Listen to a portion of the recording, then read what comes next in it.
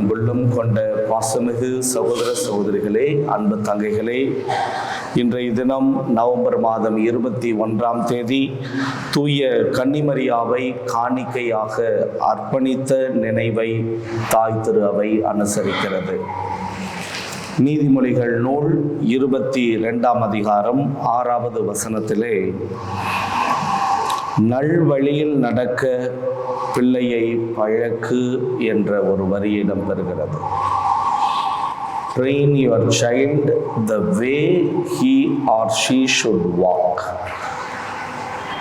எந்த வழியில் சரியாக நடக்க வேண்டுமோ அந்த வழியில் உன் பிள்ளையை நடக்க பயிற்றுவை. அதற்கு யூதர்கள் மேற்கொண்ட மிக சிறந்த ஒரு முறைதான் பிள்ளைகளை கடவுளிடம் ஒப்படைத்து கடவுளே அந்த பிள்ளைகளை பயிற்றுவிக்க அவர்கள் வேண்டி கேட்டுக்கொண்ட அந்த முறை. பழைய ஏற்பாட்டிலே அன்னாவை பற்றி நமக்கு தெரியும். தன் பிள்ளையை அவர் ஆண்டவருக்கு அர்ப்பணிக்கின்றார். அவரது கணவனிடம் சொல்லுகிறார். 1 சாமுவேல் 1ஆம் அதிகாரம் 22 முதல் நீங்கள் வாசித்து பார்த்தீர்கள் என்றால், பையன் பால்குடி மறந்ததும் அவனை நான் எடுத்துச் செல்வேன். அவன் ஆண்டவர் திருமுன் சென்று என்றும் அங்கே தங்கியிருப்பான். யூதர்கள்ட்ட இதனுடைய இந்த அன்னாவினுடைய கலாச்சாரம் பாரம்பரியமாக மாறி தங்களுடைய முதல் குழந்தையை கடவுளுக்கு அர்ப்பணித்தார்கள். முதல் குழந்தை என்றால் நீங்கள் நன்றாக கவனிக்க வேண்டும், ஆண் குழந்தையை தான் அர்ப்பணித்தார்கள். பெண் குழந்தையை அவர்கள் அர்ப்பணிக்கவில்லை. பெண் குழந்தையை அவர்கள் என்ன மாதிரியான கலாச்சாரமும் பாரம்பரியம் அவர்களிடையே இருந்தது என்றால், பெயர் வைக்கும் நிகழ்வு மட்டும் ரொம்ப சிறப்பாக இருக்கும். ரொம்ப ரேரா பின்னாடி ஜூவிஷ் ஃபெமினிசம் வந்த பிறகுதான் பெண் குழந்தையும் அர்ப்பணிக்க வேண்டும் என்று இருந்தது. ஆனால் நமக்கு ஆச்சரியமாக இருக்கிறது, அன்னை மரியாவினுடைய காலத்திற்கு பிறகு 100 ஆண்டுகளிலே திரு அவையிலே அன்னை மரி காணிக்கையாக ஒப்பு கொடுக்கப்பட்ட விழாவை அவர்கள் அனுசரித்திருப்பது நமது கவன ஈர்ப்பாக இருக்கிறது. பிள்ளை பிறந்து 40வது நாள் வழக்கமாக கடவுளிடம் கோவிலுக்கு எடுத்துச் செல்வார்கள். பெண் பிள்ளை பிறந்தால் 80வது நாள். ஆனால் நமக்கு அன்னை மரி காணிக்கையாக ஒப்பு கொடுக்கப்பட்டதை பற்றி விவிலியத்தில் எதுவும் சாட்சியம் இடம்பெறவில்லை. மாறாக நாம் முன்னுரையில் வாசிக்க கேட்டது போல புரோட்டோ எவாங்கலியம் ஆஃப் செயின்ட் ஜேம்ஸ் என்ற புத்தகத்தில் தான் இது இருக்கிறது. அதன்படி அவருடைய பெற்றோர்கள் ஸ்வக்கின் அன்னம்மாள் இருவரும் மாதாவுக்கு 3 வயது ஆகிற போது கோவிலுக்கு மாதாவை எடுத்து சென்று அர்ப்பணித்திருக்கிறார்கள். அப்போ படியில் 3வது படியில் வச்சாங்களாம் மாதாவு குழந்தைய. அப்படியே தூக்கி 2 பேரும் 3வது படியில் வைத்தவுடன் மாதா நடனம் ஆடி மகிழ்ச்சியாக இருந்தாங்களாம். அதை பார்த்து அந்த கோவிலில் இருந்தவர்களுக்கு எல்லாமே ஒரு ஆனந்தம் இருந்தது. ஒரு குழந்தை ஒரு இடத்துல நம்ம பிளேஸ் பண்ணி வச்ச பிறகு அது திடீர்னு நம்மளெல்லாம் பார்த்து மகிழ்ச்சியாக இருக்கிறப்ப அந்த உள்ளத்து மகிழ்ச்சி நமக்குள் ஒரு பரவசத்தை உண்டு பண்ணும் பாருங்க. அது போல இருந்தது. பிறகு மாதா அந்த படி எல்லா படியும் ஏறினாள்.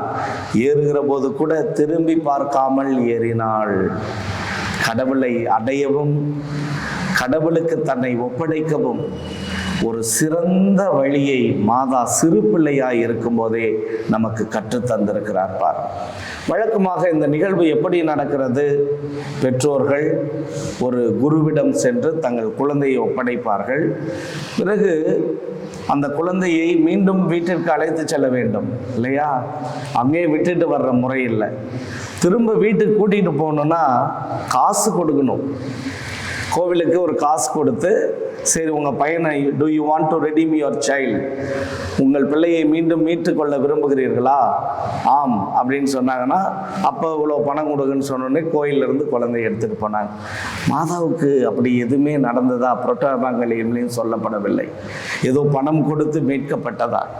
மீட்கப்படாமலே கடவுளுக்கு முழுமையாய் அர்ப்பணித்திருக்கிறார்களோ பெற்றோர் என்றுதான் சிந்திக்க தோன்றுகிறது.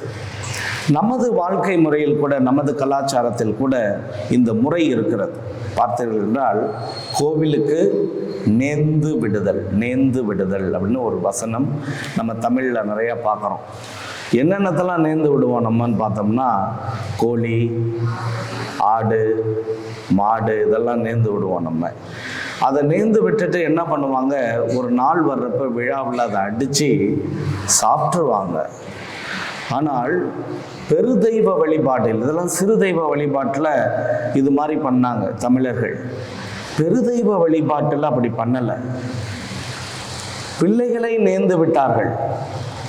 நேர்ந்து விட்டு பிறகு அந்த பிள்ளை கடவுளுக்கு மட்டும்தான் என்று, இதிலிருந்து தான் தேவரடியார் என்ற முறையெல்லாம் வந்தது. நல்லா நீங்களும் ஒரு உதாரணத்திற்கு புரிந்து கொள்ள வேண்டும். வார்த்தையிலே தேவர் அடியார் வேறு, தேவ தாசி என்பது வேறு. தேவர் அடியார், அடியார் அப்படின்னா ஒரு கோட்பாட்டுக்குள் தன்னை வகைப்படுத்தி கொண்டு வாழ்கிறவர் தான். அப்ப தேவர் அடியார் என்றால், இறை அடியார் என்றால் இறைவனுடைய கோட்பாட்டுக்குள், அவரது ஆளுகைக்குள் தன் வாழ்வை அர்ப்பணித்து வாழ்வது. தமிழ்நாட்டில் தேவதாசி முறை இல்லை, தேவர் அடியார் முறைதான் தமிழ்நாட்டில் இருந்தது என்று தமிழறிஞர்களும் வரலாற்று அறிஞர்களும் அழகாக குறிப்பிடுகிறார்கள். தேவர் அடியார் முறைனா a kind of religious life. இப்படி ஒரு வாழ்க்கையில் தன்னை முழுமையாக அர்ப்பணிப்பது. இப்போ நேர்ந்து விடுதல்ல யோசிச்சோம்னா பல பேர் தாடி வச்சுக்கிட்டு இருப்பாங்க. எதுக்கு தாடி வைக்கிற, அவகாலத்துக்காக வளர்க்குறேன் ஜாமியம்மா. இன்னும் ஒரு சிலர் முடியை சீவவே மாட்டான். என்னையா இப்படி வர கோவிலுக்கு நேர்ந்து விட்டுருக்குறேன் அப்படின்மா. ஆனால் உண்மையாக கடவுள் எதிர்பார்ப்பது இது போன்ற சடங்கு சார்ந்த விஷயங்கள் அல்ல. அந்த இறை அடியார் என்ற வார்த்தைக்கு ஏற்ப கடவுளுடைய ஒழுக்க முறைக்குள் உன் வாழ்வை அர்ப்பணித்துக் கொள்வது, கடவுள் என்னும் சித்தாந்த வாழ்வுக்குள் நம்மை முழுமையாக நடக்கச் செய்வது, நம் பாதைகளை அவர் பாதையில் நடக்க விடுவது. அதைதான் அன்னை மரியா செய்திருக்கிறார் பாருங்க. அன்னை மரியா தன்னை ஒப்படைத்தார், அர்ப்பணித்தார் என்ற நிலையிலே எதை கொண்டு அர்ப்பணித்தார்? அர்ப்பணிப்பு என்றால் ஏதாவது ஒன்றை தர வேண்டும். எப்படி தன்னை முழுமையாக கடவுளிடம் அர்ப்பணித்தார் என்றால், நாம் நன்றாக நினைவில் வைக்க வேண்டும், கீழ்ப்படிதல் என்னும் ஒற்றை வார்த்தை தான் இதற்கான பதில். இதோ நான் ஆண்டவரின் அடிமை, வார்த்தையின்படியே எனக்காக கடவது என்று கடவுளின் வார்த்தைக்கும் அவரது திருவுளத்திற்கும் தன்னை முழுமையாக கொடுத்ததுதான் அன்னை மரியா மேற்கொண்ட அர்ப்பணிப்பு வாழ்வு. அதைதான் இன்று வாசகமாக கூட நாம் அழகுற வாசிக்க கேட்டோம். நற்செய்தி வாசகம் மத்தேயு 12ஆம் அதிகாரம் 46 50 வரை.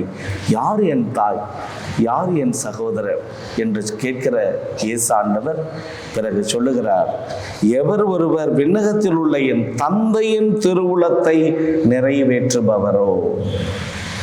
அன்னை மரியா பிறப்பிலிருந்து இறுதி வரை, ஏன் இப்போதும் கூட கடவுளின் திருவுளத்தை நிறைவேற்ற தன்னை கையளித்த ஒரு மாபெரும் சீடராக நம் எல்லாருக்கும் வாழ்ந்து காட்டுகிறார்.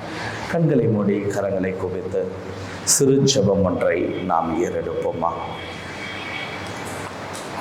அன்பு ஆண்டவரே, உமது தாய் கன்னி மரியா தன்னை முழுவதுமாக அர்ப்பணித்த நினைவை இன்று நாங்கள் அனுசரிக்கிறோம். அவரது பெற்றோரை பெருமைப்பட நோக்குகிறோம். எவ்வளவு ஒரு புரட்சி! ஆண் பிள்ளைகளை அர்ப்பணிக்கும் அந்த காலத்தில் பெண் பிள்ளையும் கடவுளுக்கு அர்ப்பணிக்கப்படலாம் என்ற மாபெரும் முதல் புரட்சியை அவர்கள் செய்து காட்டியிருக்கிறார்கள். இறைவனுடைய திருவுளத்தை நிறைவேற்றுவதே உண்மையான அர்ப்பணிப்பு என்ற நிலையில் அன்னை மரியா வாழ்ந்து காட்டியிருப்பதும் கூடுதல் புரட்சியாய் இருக்கிறது. ஆண்டவரே, எங்கள் வாழ்வை கூட உமக்காக நாங்கள் அர்ப்பணிக்கிறோம். மிகப்பெரிய அர்ப்பணிப்பு நாங்கள் செய்கிற வேலைகளா? மிகப்பெரிய அர்ப்பணிப்பு நாங்கள் மேற்கொள்ளும் சடங்குகளா? ஆண்டவரே, மிகப்பெரிய அர்ப்பணிப்பு என்பது என் சிந்தையை உனக்கு தருவது. மிகப்பெரிய அர்ப்பணிப்பு என்பது ஆண்டவரே உனது பாதையிலே என் கால்களை நடக்கச் செய்வது. மிகப்பெரிய அர்ப்பணிப்பு என்பது கீழ்ப்படிதலால் ஆகட்டும் என உன் திருவுளத்தை நிறைவேற்றுவது. உண்மையில் எளிதான பேச்சாக இருந்தாலும் நடைமுறையில் அது எவ்வளவு கடினமாய் இருக்கிறது என்பதை நாங்கள் அறிந்திருக்கிறோம். ஆண்டவரே, அன்னை மரியாவை போல எங்கள் வாழ்வும் உமது பாதையில் நடந்திட வரம் தாரும். ஆமென்.